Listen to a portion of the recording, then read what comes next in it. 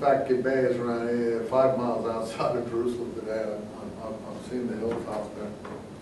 But anyway, it's not far north of Jerusalem. So this is a long, drawn-out story. But look at, again, we have this echo of the Sodom and Gomorrah story. Man is in the house, and there's people in the town want to abuse him. Send out the man who has come into your house so we can abuse him. Have you heard that before? Yeah, Sodom and Gomorrah story.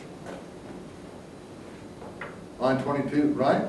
So we've already heard, so which is first? Well, I don't know. I have a feeling maybe Genesis was constructed out of some of these materials by a later writer or a parallel writer or something, or the same writer. It's the same line. This man's my guest. Here, take my daughter. Come on, it's the same thing as the Sodom story. Now it's directed against who? The Benjaminites. Very odd. So now the Benjaminites are being sort of treated like Sodomites.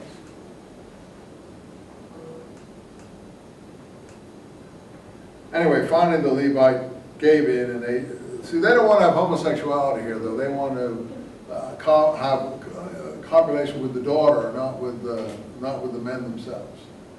Well, pardon me, with the guy's wife, not with the men themselves. His concubine.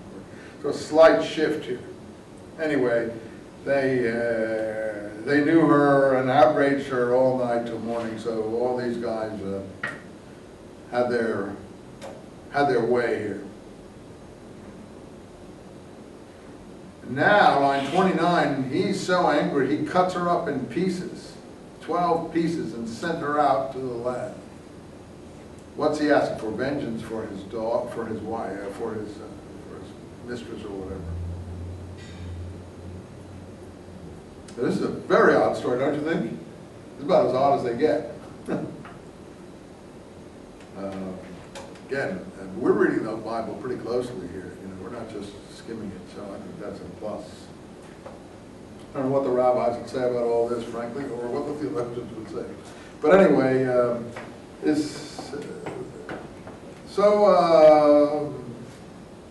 so Israel is going to help him. By the way, there's a story in Greek literature about this too, isn't there?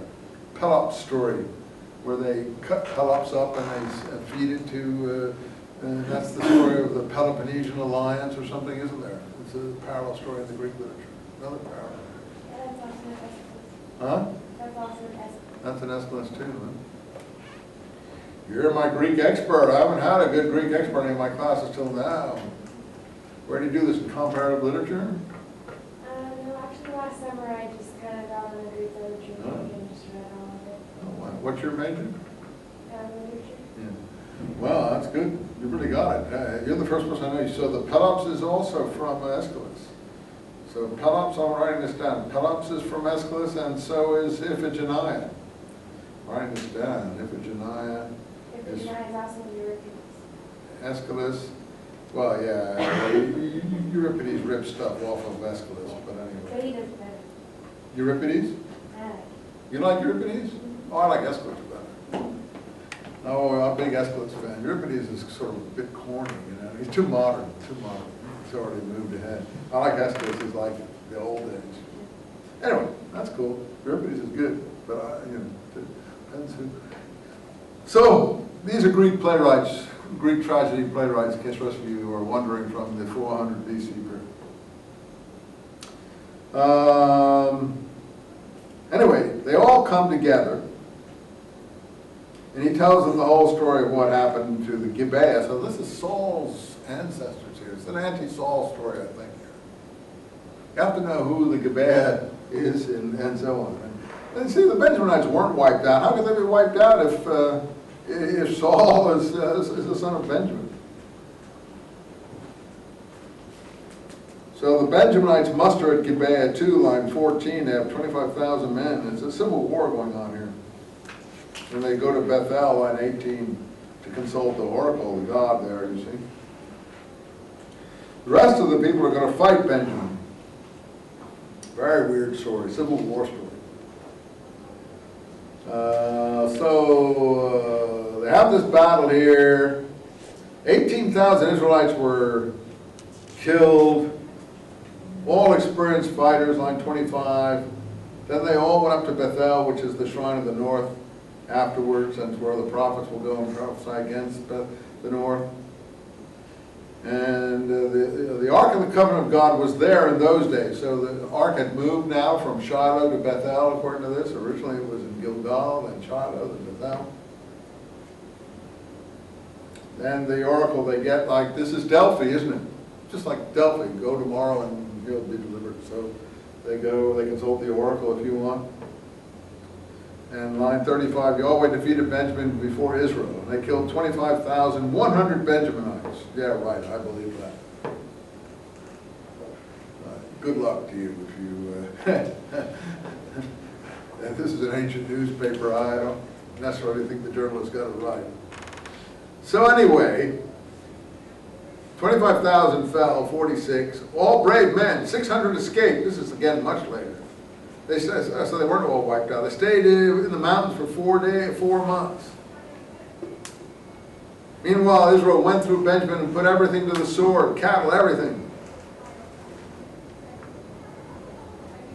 And they go back to Bethel and they get some more help from the shrine there. So here it goes back, yeah, I knew there was a Gilead problem. This goes back to Gilead, line 8. Which of the tribes did not come over to Mizpah? Mizpah was a place that Jacob set up when he was running away from Laban. Mizpah was where they had a shrine in between them that would be a witness between them. It's in sort of where today is like Golan Heights or someplace. Gilead, across Jordan. So Jabesh Gilead, but later on in the prophets we're going to hear that the people of Jabesh Gilead were threshed by foreign armies who destroyed them. So I don't think that I think that's more likely what the prophets say than this story. Anyway, they took 400 virgins from there who never slept with a man, supposedly.